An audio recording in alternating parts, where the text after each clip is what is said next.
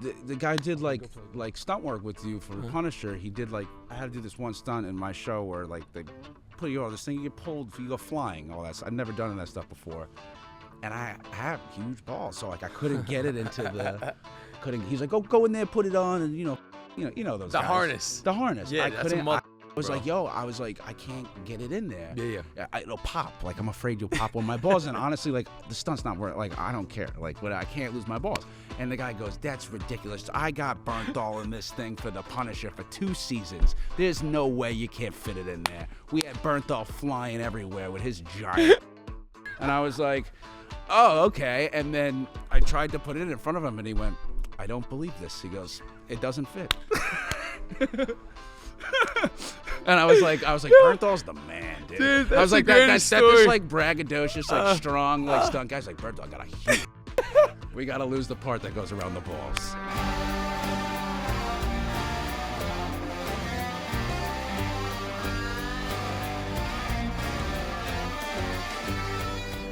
There's a boldness and a bravery in making it's personal to you, and there's a boldness. I can't I've always been so just envious and honestly jealous of stand-ups, because it's all you need is to go and stand in front of people. You don't need to be cast in nothing. You don't need to make a song and hope somebody plays it on Spotify. You can show up, get in front of that mic, and you can just throw the down. And I think that's so cool. I think it's the bravest thing you can do. And I know with you, so much of your art, it's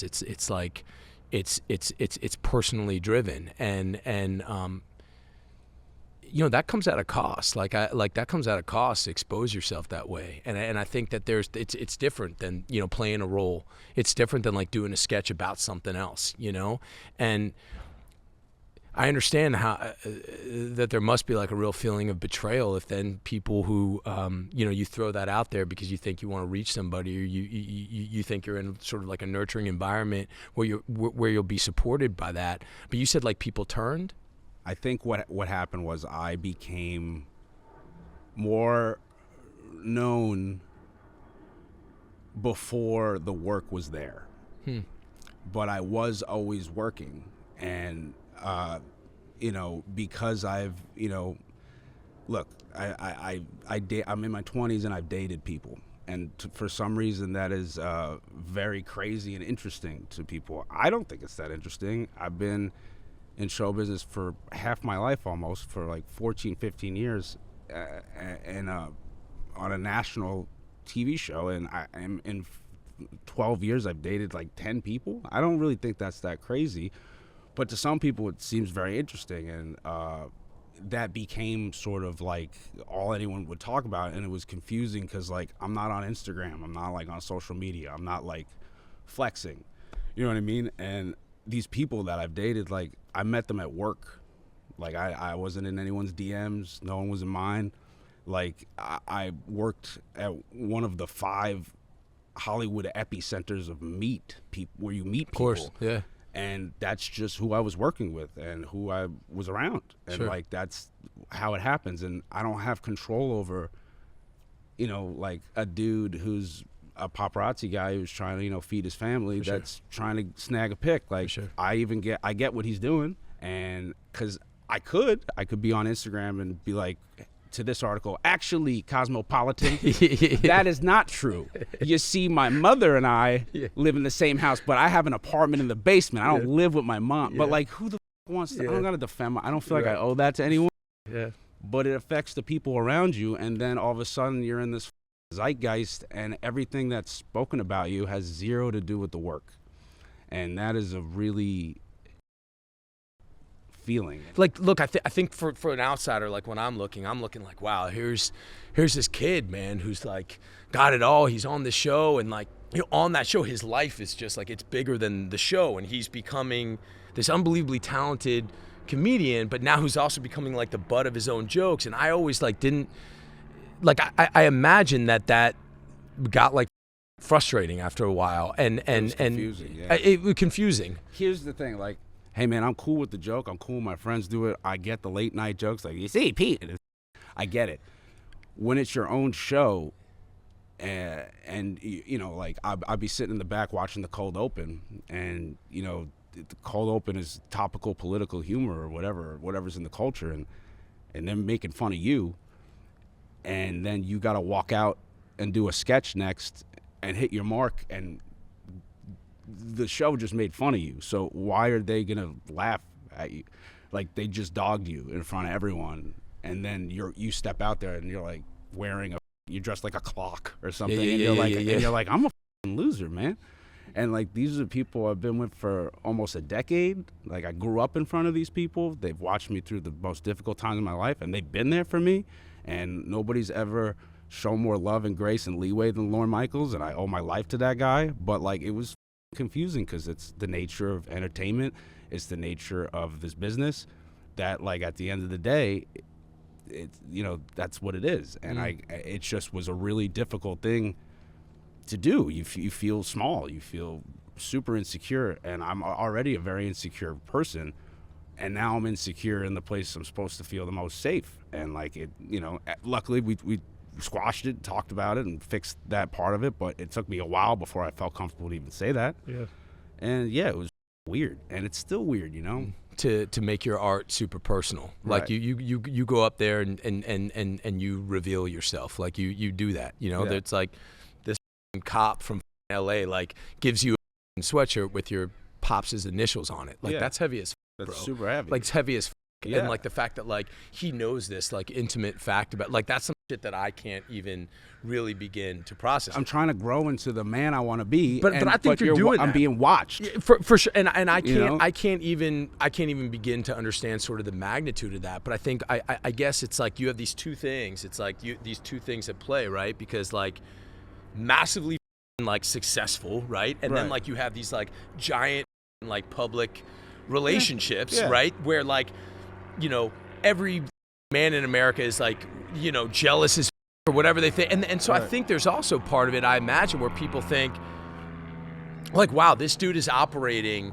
It must be so good to be Pete Davidson. Like, probably, right? And you're sitting there like throwing all this shit out here, Like, and like, crying, you know, looking at like old yearbook photos. Like, what happened to you? What happened to you? I literally was crying. I like, this is really funny. This is this is what it's like to be Pete Davidson. Okay? Yeah, please. I finally get this place, right? Okay, and I've been trying to get a place forever. I'm always like, I'm kind of like, I don't know, a nomad. I'm just always in like different pockets of places or whatever. And I finally get this place. I'm all excited, and I got it all jacked up, the works. I had like a guy come in and do it, like an adult, and like figure out how to, you know, do manly stuff around the house. While I sit there in my bathrobe and smoke cigarettes and drink chamomile tea.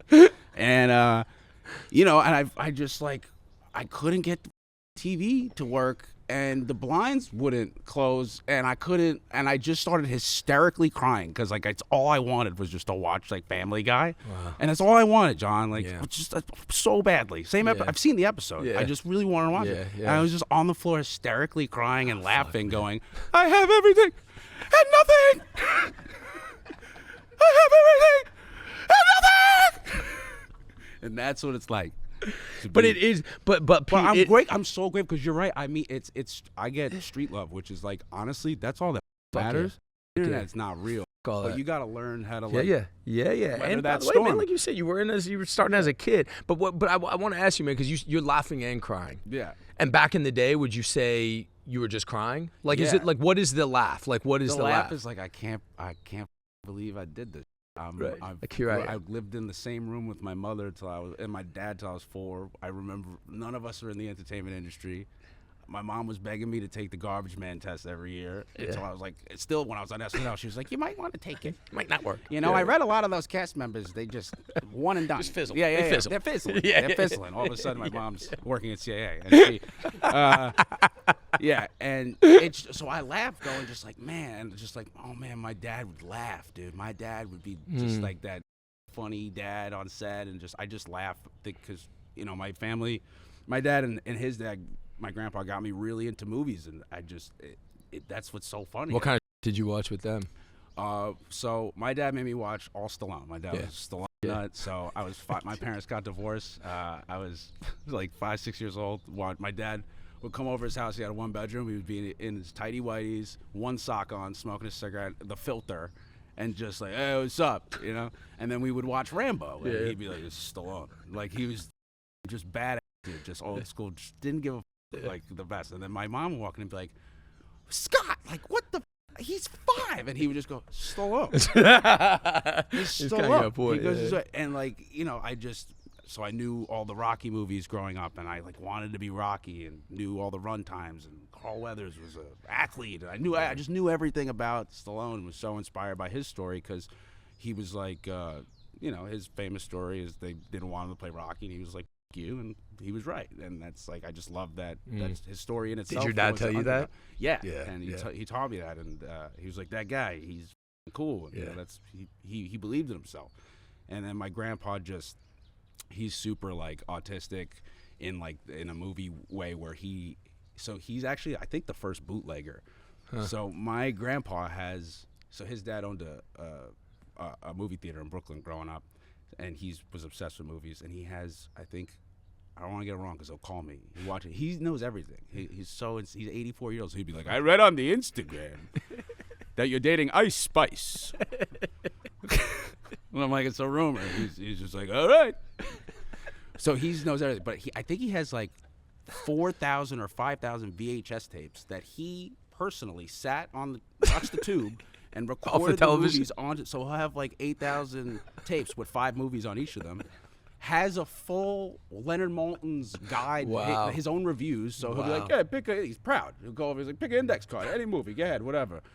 And I remember, because he's old, so it was like, it goes, pretty good movie, pretty good acting, movie about dinosaurs, Jurassic Park. That's what his like review is of like Jurassic. Pretty good movie about dinosaurs. Like, he's insane. So I was just obsessed with film and Abbott and Costello and all slapstick, and he made me watch all that. And you know, that's where all that love for that. So that's where that laugh comes from. Just like, I can't believe my insane grandpa, who would bootleg movies, and like, he would LimeWire.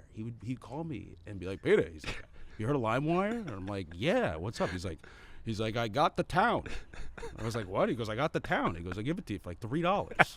He goes, seriously. He's like, I give it to my friends for $5, but my grandson, I'm like 12. He's like, give it for $3.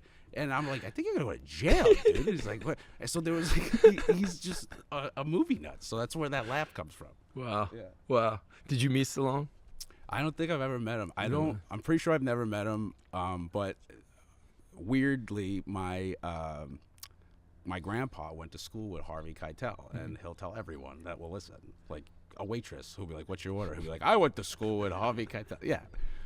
So when I was a kid, when my pop passed, he called Harvey and was like, he's a big Stallone fan. Can you get an autograph or whatever? And Stallone wrote, to Peter, keep punching Sylvester Stallone on like the great Rocky 3, where he was just like Golden God, commercial rock, like perfect. And yeah, that was like the coolest thing I had for a really long time. Yeah, that's great, man. Stallone just texted me last week, and he signed it, no keep punching. Yeah? No. I love it, dude. Dude, it's so dope, dude. That's awesome. Yeah. Dude, and I will. Yeah. Like, I remember reading that, being like, okay. Meanwhile, he's probably taking it just like, who's this for? Peter? All right, whatever. But to me, it changed my life. Yeah. Yeah. Yeah. And that's what people don't realize, that how much that means to people. That's right. You know? That's right. Yeah, I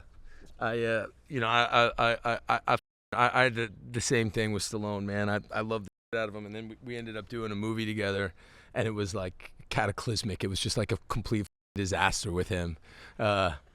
You know, we like, it was like my second son had just been born. And it was a boxing movie. It was like he was fighting De Niro, and I played De Niro's son. Grudge Match. I love that movie. You love that movie? Travesty to you, heroic to me. Dude. I loved it, but, dude. No. Kevin Hart is the promoter.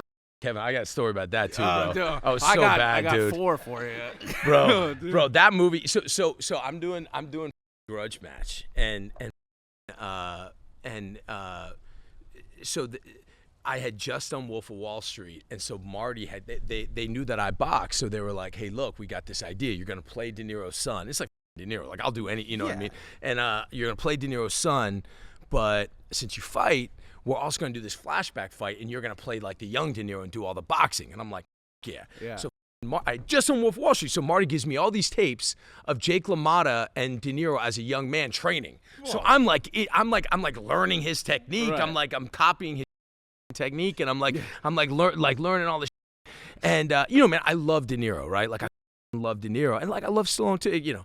But so when I go down, we're like go down for fittings or whatever it is down in New Orleans, and my son was born super early. Like he was like almost 8 weeks early. Like he spent like his first 2 months in the NICU, and like he wasn't getting out of the hospital. He was healthy, he was gonna work out, but like he was like 3 pounds. It was like all f***ed up. Right. And I was in New Orleans for the.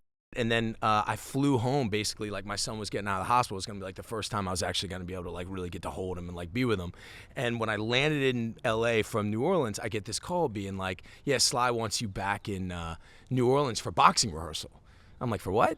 And he's like, for boxing rehearsal. And I'm like, the f- is he going to like tell me about boxing? What's he's not the director. Like, what is that?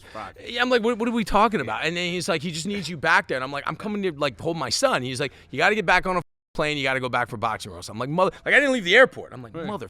I'm like, okay, cool. So I go back and I like get my ticket. I go back to New Orleans. I get there. I take the button. Like we go to this like warehouse gym, right? And we go to this gym and there's like posters of Sly like all over. Like he had posters of himself all over the wall, like murals. And he's in the ring and De Niro's in the ring with him. And like, you know, Sly's in like great shape, and like De Niro's like, you know, he's green. Yeah, I mean, he's like putting in putting in an effort, but like, you know, I mean, like these guys are like in their 70s, you know what I mean? And like, Stallone's holding court. There's all these like Warner Brothers executives like around the ring, you know what I mean? He's like, yo, I'll do this, and then, you know, you're gonna come this way, you know, and he's like doing his thing, and so like. I walk in, I just have like my boxing bag, and like as soon as I walk in, he's like, yo, and I was like, what's going on, Sly? And he goes, yo, you're next. And I was like, okay, and I start like wrapping up my hands, you know, whatever, and I just am like, I start beating on this bag, and they get done in the ring, and Sly just calls it. He's like, all right, everybody go home. And I'm like, what the did I come here for? And he goes back into the back, right? So I'm just like sitting there. I flew all the way back here for no reason, but his stunt double, it's this guy, Greg Rementer, is now like a huge stunt coordinator, great guy. He's like, hey man, you want to spar? He's like, we're here, like we might as well, yeah, let's spar, like we're here. So we start going in the ring, we start sparring. This woman comes out of the back and she goes into my bag, right? And like, there's like rules in a boxing, like you don't touch other people's shit. Just in life, just like you just like don't touch. Fair enough, hey, right? Hey lady, don't touch my bag. She's like going in my bag. Fine. We're like sparring. She's like going in my bag, and I'm like, what are you doing? She's like, you have this boxing liniment in here. I have this like Thai boxing liniment, which is like this you can only get in Thai town. Super hard to get. I would rub it in my knees before I would like spar some. Like if I really need it, like numbs your knees so you can move good. And she's like, Sly loves it. I'm gonna take it in the back. I'm giving him a massage. I want to rub it on his back. I'm like, you just went into my bag. Yeah. And she's like, yeah, but he loves it. I'm like, but yeah, you know what I mean? Like, lotion, exactly. Dude. Like so, like I'm like 40 right. posters in here. You can get that lotion. The lotion. It's like a little jar, bro. Yeah, dude. So I'm like, all right, take the lotion, right? So I go back in like I'm sparring Greg, and we're doing our thing. He's beating the fuck out of me, and then 45 minutes later, Sly comes out. He's like in a nice suit and a top hat, and he's like, yo, see you guys later. And he like walks by, and then the woman comes out. She goes, hey, by the way, we're just gonna go ahead and keep that lotion because Sly really likes it. I'm like, what do you mean you gotta keep it? Like, yeah, he really likes it. I'm like, this. I still have my mouth guard, I like my headgear. I like ran out and like chased him on the street, and I was like, hey, Sly, man, like, you know, where I'm from, if you want to borrow something from somebody, you like ask them yourself. Right. You know what I mean? And he's like, yo. And I'm like, nah, man, you took my He's like, I let you box in my gym. And I'm like, I don't give a about boxing in your gym. I box all over the like, what are you talking about, bro? My son like, was born 8 minutes ago. I just want to hold my baby, dude. Hey, this isn't the greatest night for you. yeah. You got to watch me. Yeah, I use your liniment. Yeah, you know what I mean? Yeah. And dude, he was like, well, I'll give it back. And I was like, no, keep the liniment. You know what I mean? I'm like, but show me some respect, man. It was so bad, bro. But I will say that after that, like me and him did really bond. He gave me lots of different story, but he you know, man, he's great, man. He's great, and I reached out to him recently just because like I see what he's doing now. You talk about working. I don't know if you feel this way too, but it's kind of apropos of what we were talking about in the beginning. But like, you know, man, it's like there's certain people in life. Like I love people in their 60s, 70s, and 80s who are still like Crushing trying, it. like just, Yeah. but like are just trying, like are failing and like admitting that, like are still, Right. like I really do look at Howard Stern that way, like who has like gone on to like keep evolving, keep pushing, like being happier in their personal life, keep Right. like looking for change, keep trying to grow, and like Sly like put this interview out earlier this year, man, where he like just like kind of talked about his sort of, his failure with his failings, with some of his family commitments and, doing too many of his own stuff. Like he's still looking at himself that way and he's doing great work. And like, I don't know, I have a lot of respect for that. No, I love that dude, man. As soon as I saw Tulsa King, I was like, when I saw it, I was like, I hope this is what in my wet dreams, this would be. And it was. It's just him being like, this is a doobie. Oh my God. This is crazy. I'm like, this is all I'm going to f everyone in this room now. It wasn't like serious. It wasn't like, it's playful and fun. And like, I'm happy to see him being happy and fun. And that means a lot. See some of these dudes getting a check, super checked out, banging out. Yeah. And he still gives a. He doesn't have that. I don't think he's got that gear, man. No, he's writing, producing. That's right. Like he's everywhere. That's right. Like, you That's gotta right. respect that. That's right. And he's mad as f about like the Creed stuff. Like he's like still like, you know what I mean? He's like calling out Erwin Winkler, who's like 97. He's like, motherfucker stole my. You know what I mean? And it's like true. Like he created Rocky. Like he did that. Like that's huge, man. Yeah, that's his legacy. Yeah. That's his, There's not one De Niro movie where I'm like, Stallone should be this guy, or one Stallone movie where I'm like, De Niro should be this guy. And totally. The fact that they were almost the same guy at the same time, or the same sort of, it could have gone that way. And when they've been together, like I think Copland is like genius. You know what I mean? Stallone? It's like, dude, you know what I mean? And like best. that's like probably Sly's best movie. Oh, you know what I yeah. mean? I mean it's. Yeah, that cast that's a super underrated, slept-on movie. Totally. That movie's anything early Mangold Rappaport, does like that. That he's just a gangster.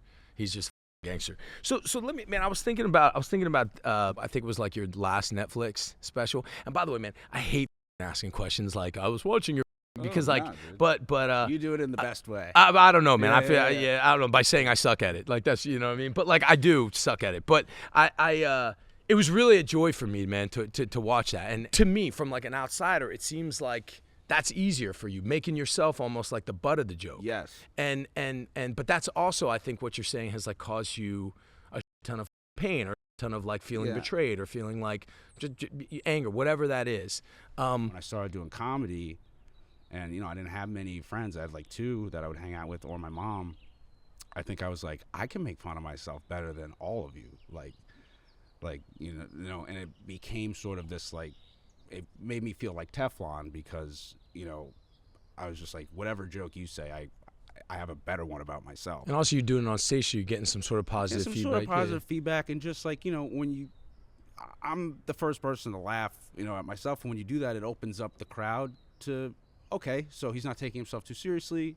It's just like an approach for comedy that I think I like. Like my favorite stand-ups do that, like Burr, Chappelle, Eddie, like all these guys. They tell personal. I love one-liners. I love Rodney, but like I don't know anything about him after the thing, right? Aside from like, yeah, and I love that. Yeah. But like the people I like to like know them, and I'm like that way you hear their next special, they're talking about their wife. You remember from the other one, and like you grow with these artists.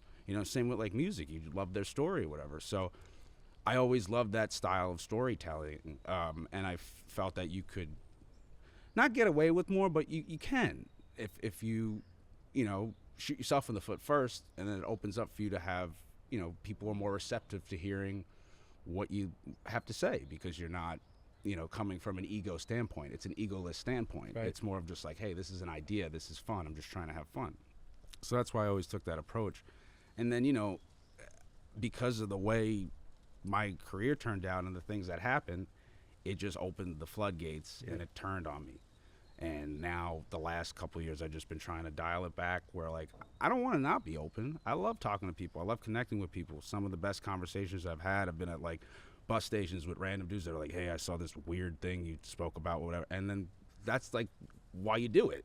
That's like what makes you happy. You're like, oh, I'm so glad I did that. I don't know why I was questioning myself for doing that.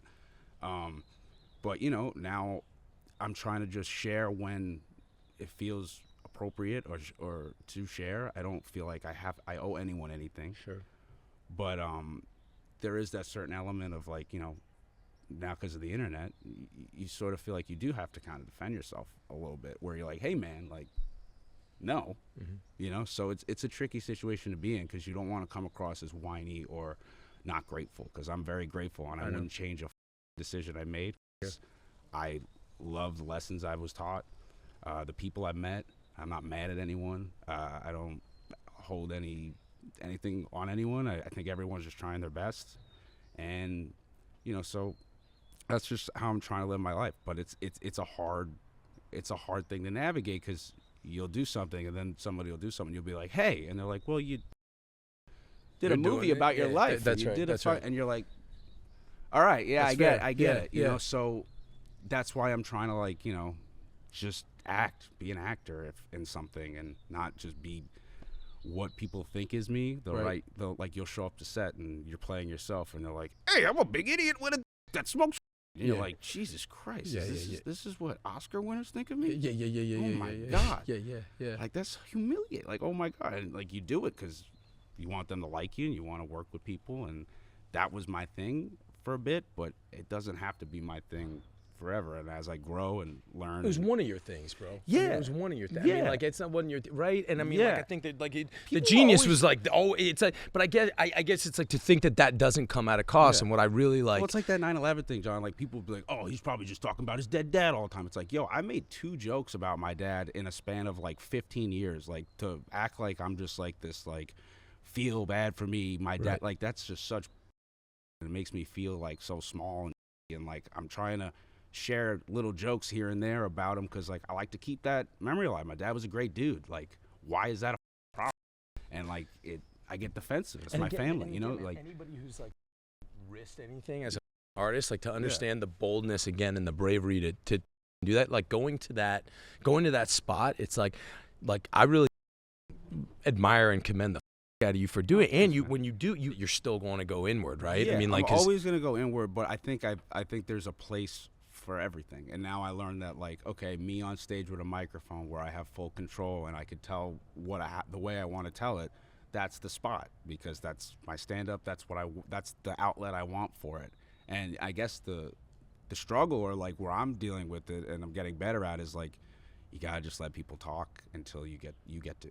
Yeah. And your moment will come. Yeah. And it's about patience, and that's something I'm not good at. It's like being patient, and you can't please everyone. You can't fix every little thing. Yeah. Some people are gonna think things that they heard on a website or saw on a thing, or someone's brother told them, or whatever, and there's nothing you can do about it. Yeah. The only thing you can control is like who you have around you, That's right. what you put your energy into, and like who loves you and who you love back. And that's something, like, it's a hard thing to, it's like a weird thing for me to even grasp now, because like I've lived in discomfort for so long where that became comfortable. So now I actually have people around me that love me, and it's weird. And that's like a whole new thing I never thought of. It's like, oh, it's weird being Can you explain happy. that weirdness? It's weird being happy. Yeah. It's weird, like, being like, I was like at home the other day, and I was talking to my girl and my friends, and I was like, I feel like weird, like something like wrong. And they're like, what? I'm like, nothing's wrong. Yeah. What is that? Is that like a peace of mind? Is that what you? I don't know what. I think I just like, look, I hate to be that guy that's like, anytime something looks up, because everybody gets kicked in the, and everyone gets kicked in the, it's the biggest to them because it's their life. So no one's struggle is bigger than anyone's because it's theirs. No matter what the magnitude of who you are or whatever, it hurts just as much. Yeah. So like, I believe like everyone's struggle is very big to them, and I was just like crying. I was just like, I always feel like the walls are gonna close in or something's gonna be ripped out. And I've been doing a lot of therapy, like trauma therapy, trying to figure out why. I think there's obvious reasons why, with the PTSD from childhood or whatever. And the sentence that like my therapist and I have agreed on is like, my dad told me he was gonna pick me up from school on 9/11. I got picked up by my mom. She didn't tell me what was going on for like 3 days, and she kept telling me, Dad's at work, coming home, whatever. I had no idea. And then my mom was like, you're just grounded, you're not allowed to watch TV. And I was like, what? Like, I didn't do anything. And then one night I turned on the TV and I just saw my dad on TV, and I was like, oh, okay. And they're like, these are all the firemen that are like dead and all that. So I was like, and then I had to talk to my mom. And it was weird because like, we didn't know he was dead for like 3 weeks. They were finding people, they're pulling people out of it, and there was just some sort of hope, and like, it was just up and down, and nobody knew how to deal with it. Like, my mom like 30. Like she doesn't like. I'm about to be. I wouldn't know what the to do, and that's why like as I get older, I'm like, man, my mom was awesome. I was like, she really loves me. Like, damn, like that was like rough. So nobody knew the right way to deal with it, and whether or not that's right or wrong, it still kid up or whatever. So I have this, and I also have BPD and a little PTSD mix, which is borderline personality disorder. And so the definition of that is fear of abandonment. So, dad says he's coming to pick you up. He doesn't. For life, I'm just like, I don't believe anyone. And I'm trying to learn how to believe people. And Hollywood isn't exactly the greatest place to learn that skill. Dude, yeah.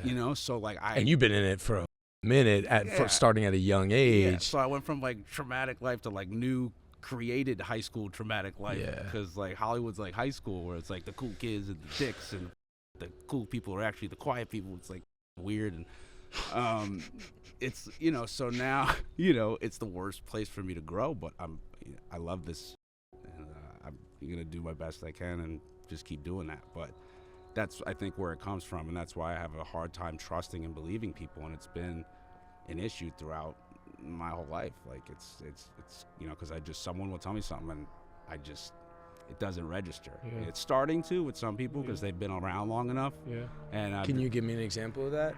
Like something that's working, like a technique that you're using, or like something, or just, I mean, I look at people's character, and I've never had to. I go, do you have to question this person? Has this person you over in any way? Has this person lied to you? Has this person ever been anything but whatever? Or if you had anything with them, did you work it out? Is this guy a dog? Is this your dog? And you got to fact check yourself. And if the facts check out, you can't let yourself think that way. You actually have to trick your brain, because your brain after a while becomes used to trauma. It becomes used to being hurt, becomes used to being f***ed over. So you'll have that mentality and have that attitude. You might even like make it happen because you're so insecure, and you might create a problem out of nothing. And that's a lot of times that's what's happened. And how do you check yourself on that? Like how do you become aware of that? Well, it's just growth, man. Like I've been self-harming since I was like a kid. I used to like cut, and up until like a year ago, I used to cut and used to bang my head against walls, because like if I couldn't deal with something, like if someone told me something sad or like something that I couldn't deal with, I would like bang my head against the wall, hoping I would pass out, because I just didn't want to be in that situation, because I couldn't handle that. And like over years and years and years, it becomes less and less and less, and you have to use these skills. And there's this great workbook that I recommend. It's called the DBT workbook. It's dialectical behavior therapy, and it teaches you these skills like, okay, you want to cut right now? Go take a cold shower, listen to your favorite song, jerk off, watch a movie, like go call your friend, like literally, like do anything you can, because that feeling most of the time goes away after like 15-20 minutes. It's just you get this surge, you get this like feeling, and you got to know it's not real.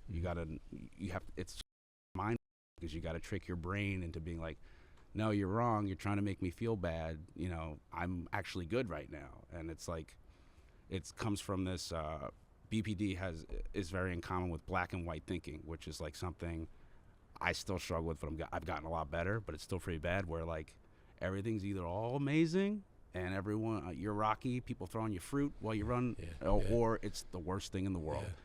And I had to learn that like if one little thing isn't going the right way, that doesn't mean the whole ship sinks. That's right. It's just like, okay, remove that part and you're okay, everything's fine. But you have to learn that. I would just lose it from little things. And you have to learn how to, work through that. And the impulse, like the impulse to do something like cut or bang your head or something like that, do you pay attention? Do you sort of like, in whatever way you kind of keep account, like of the kind of situations or the kind of triggers, like what it makes you want to do specifically? How, I mean, I had to do a bunch, like when I met John, I was just coming out of like a lot of working on some like real anger stuff. I had like real problems with violence growing up. You know, you never lick it. You know, you never lick it, but like you can. You get a handle on it. You can, man. Yeah. You can, and you can actually. I think even more so, man. I think what's so like exciting and inspiring about it is I think you can make it work for you. I think you really can. I think you can make any. I think in any crisis there's a huge opportunity. Yeah, man. And that's like, it's what kind of growing up. But I mean, man, one of the things that like really worked with me was really taking account of when those urges would come in, what was setting it off, what specifically it made me want to do, how long did that duration. How long was like the duration of like the impulse to do that, and like what could I do to sort of like quell that, and what kind of situations, like what kind of like even environments were putting me in that? Do you feel like you have that sort of?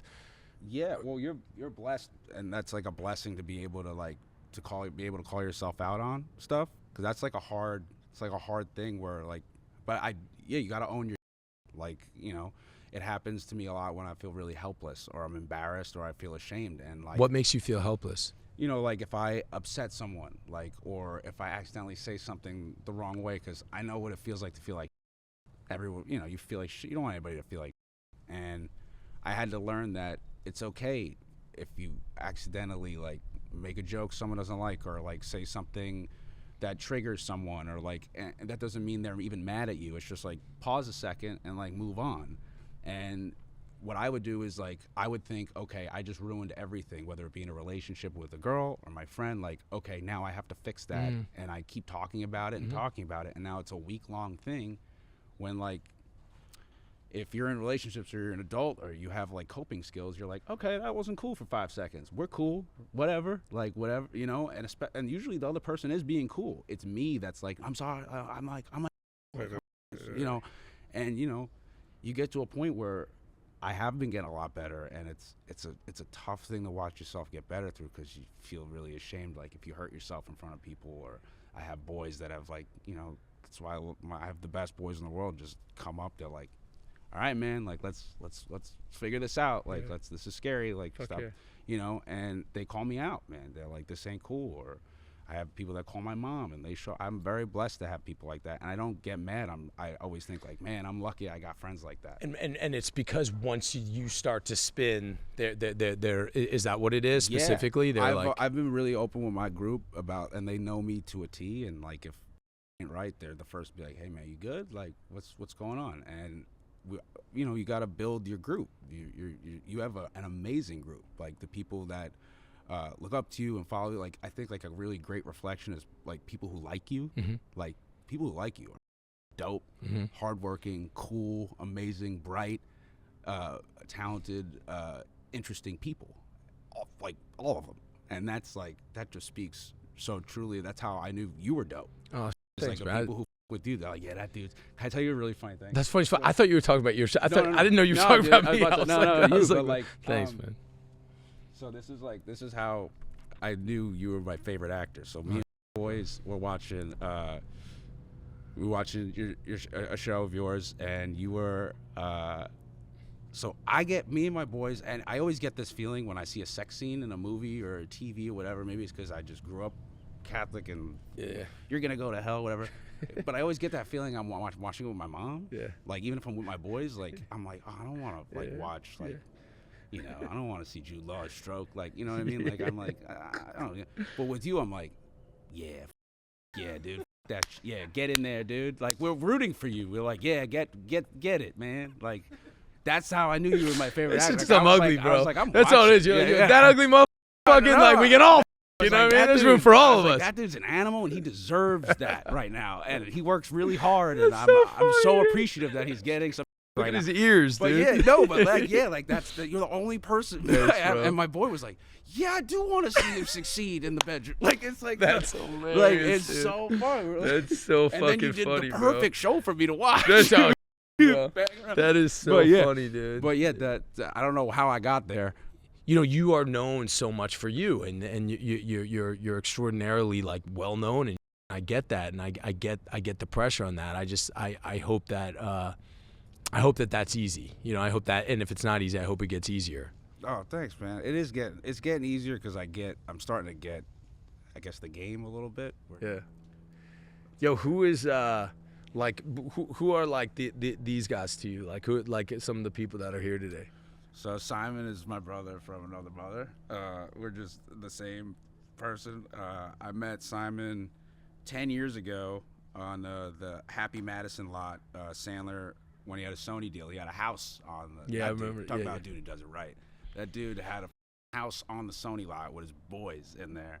And I remember I had like a general meeting with like Alan Covert or one of his producers, and I was just like in my head, I was like, I wonder if I'm gonna get to see the Sandman. Like, oh my God, it's so crazy. And I'm sitting there, just picture like because I looked this person for like 19, just like geeky, like my shoulders are up to here, just like so nerdy, just like this. This is my idol. I auditioned for Big Daddy when I was like 4 years old. So excited. Didn't know he was there. He just comes out, giant T-shirt with like a little bit of pizza on it and like basketball shorts and high socks, and he's just like goes into the fridge, gets a Gator, and he just goes, "Hey, did my wife send you here to make me seem fat?" And I just went, "Huh? What?" He goes, "You're gonna be all right, kid." He just walked out, and I was just like, "What the?" So I just like went up to the blacktop of that parking lot, and was just sitting there chilling, and he's a basketball nut, so he has hoops everywhere. Yeah. Simon's up there, and Swartzen, and we just played ball, and we like kind of connected, and then like weirdly, like a couple years later, we became friendly, and now pretty much roommates. And Alex, I met. I used to have social media, and I wasn't really good at social media. I would post like just pictures of Tony Soprano in like the pool and be like Monday. Like I was like such a little thought, like a little like thoughty girl on Instagram. And I was just obsessed with The Sopranos. And I did this show in D.C. at the Arlington Draft House. And it was at the time I used to do meet and greets because, there'd only be like 100 people, whatever. And Alex came, and I think he was like 18 or 19 in college. And he just came up, and HBO, back in the day before it was like streaming or whatever, to get people excited, they would send like care packages in the mail. And they sent like new season of Sopranos was going to come out, so they sent a Sopranos globe. It's actually a super rare globe, and it's hard to find. And I met him after, and he didn't ask for a picture or anything. He just was like, he gave me this globe, and he was just like, "Hey, I stole this from my dad. I figured you would really like it." And I was like, "Well, we just became best friends." And like now he could ruin my life with a press of a button, and I trust him with everything. And he's my best friend, and we just we got a great group now. Yeah. And John I met, we're working on this Ramones script with Netflix, and we were introduced and just immediately were just like, "Oh yeah, you get it," and we worked together on my show, and it just organic, cool meeting cool people that have very similar interests, and but more importantly, like I respect them all as amazing human beings, and I look forward to hanging with them. So it's always a treat when you hang out with these guys. Yeah. What do you want to talk at all? I mean, it's up to you, but you want to talk about the new show at all? Oh yeah, I mean, like, I'm excited. Well, man. why are you laughing? No, because it's like 2 hours in. Huh? Oh, what? That's how you can tell it's good, though. Yeah. When you're like, oh yeah, here's that. Me and my buddy Judah Miller and Dave Cyrus, who I've known for my whole time doing stand-up, we were just like, let's just write something stupid and silly and like have fun. Like, who cares if it goes anywhere? Like, let's exercise, and just so we do something. We wrote this really insane thing, and like as a joke, we were like, imagine Edie Falco's like my mom, and like we'll get like Pacino or like a Pesci to play like the great. This would be insane. And then like it all just like happened, and it was really just like, I wanted to work with my friends. It's like the people you love the most in this business, that you don't get to see them as much because they're doing their own thing, and it's hard. And the people that are available mostly suck. That's right. And want to be around you and suck your energy. And, so I was like, I just want to work with my friends and have fun one time and just tell it my way. And we went to everyone, and we had a bunch of options, but Peacock was just like, yo, you can do whatever you want. You've worked with us for a long time, and Lauren got behind it, and I had a blast, man. And I'm in editing now, and I still, when I see, I'm just like, oh wow, did that. That's cool. And it's like, honestly, like, I don't mean to ever slight anything I've ever been in, but this one, I'm like, it's the first time I've ever been like, yo, did you see that? Like, I want to tell, I'm like calling my buddies like, yo, you gotta come see this. This is insane. Like, you got like, and if you know me, I've never been that guy. If someone would be like, hey, that was good, I'm like, yeah, it was cool, but you're always like, I could have did this, Sure. or I could have did this, and there is an element of that with this, but I'm just overall just so touched that like anyone would do it, let alone like legends like them. Yeah. You're just like, and it also gave me like this sort like Pesci, like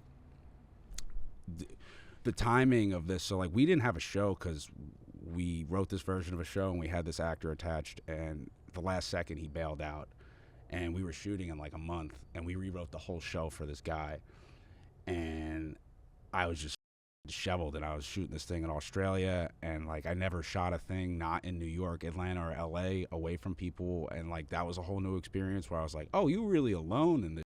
And that's when I had like a new respect for actors and people who work on a movie set. Like yo, this is hard. Mm-hmm. You got to leave your family, you're alone in a town, you're stuck with your thoughts all day. You know, you're lucky if you have one set friend, like, and it was at a time where it was like the internet was especially hot, and I felt really low, and this guy just bailed, and I was like, I'm not doing the show. I was like, this, and Lauren called me and he was like, what about Pesci? And I was like, why'd you say it like that?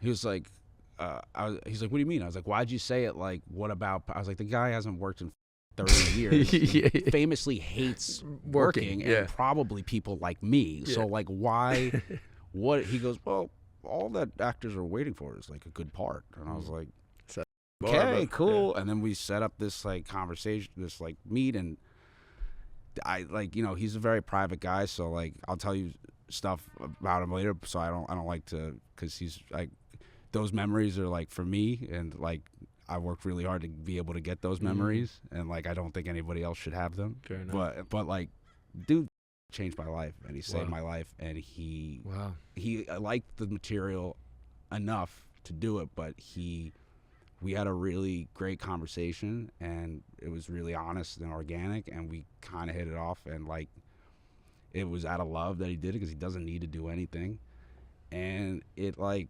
just I really needed it. I needed that validation from someone like that, like that's so beautiful. Badly, like, cause like, you know, like I said, when you're like going online and you're like, I could deal with trolls, but you're like Oscar winners, you're like president, you're like, damn, I'm a loser, and you're like, I got the guy no one could get, and like fucking changed my life, and I owe him everything. I owe everyone involved with it, and like, yeah, dude, I can't. It's the coolest. Every time he comes on, we're in the edit, we're like, holy. We're like, dude, that's. Damn. You're like, holy. You're like, even the outtakes where he's like, wait, what am I getting? Like, you're like, oh, you're just all, like a kid. I felt like a child. It was a really magical experience, and I'm excited. Yeah, dude. I cannot wait, man. Congrats, bro. Thank you, man. And when did you start knowing that this was something that you were going to be enormously proud of? The first block, I was like a show, because like I just got home. I didn't have any time to chill before like I didn't have any time to process what just happened, which I think was actually kind of great, because I had to dive right into work. But also I just like, you know, I wish I had a little time to figure stuff out. So the first block was like kind of rough. But then during the second block, as we did the first two, I was just like, oh my God, like these are all my friends. Yeah. We're all working together. We have an egoless set where it's like best joke wins. Yeah. Best take wins. Whoever's idea is best wins, because I want the best product, and like everyone I have here I am a fan of, and they're my boys. Like, doesn't get better than this, does it? And I like just had this moment where I was just like, just enjoy this. Yeah. Because like I don't know when you get to do like you get to, and I got to tell a story my way finally, and like I'm comfortable with it, and I don't watch anything where I'm like, I'm like, okay, yeah, that's like, you know. And I just really wanted an opportunity to do that and not close a chapter as playing myself, because I do want to do that, but like I just did it right once. Yeah. And like I'm really happy about that. Oh, I'm so happy to hear that, man. Thank you, man. That's so cool. That's so cool, man. Yeah, it's exciting. Yo, who's that? Is there anybody else in there? Okay, good. All right, good. Sorry, Deemer's back, dude. He's back. No, I just didn't want him to get eaten by Bam Bam. Because he walked in like, Bam. well, if he wasn't in there too, yeah, he might have eaten him, bro. Yeah, so I was like, I might have to run over there real quick, bro. You know what I mean? I'm gonna straighten Bam Bam out, dude. Well, I'm gonna bring his ass out here and straighten him out. You see that, dude? He had him up against the door. You know what I mean? Hey, come here. Huh? Come here, dude. Let's go. Come here, dude. That's awesome. Come here. Do you still have your balls? That's awesome. Oh, it's just that big. Of course, Berthal's dog has the biggest I've ever seen in my life.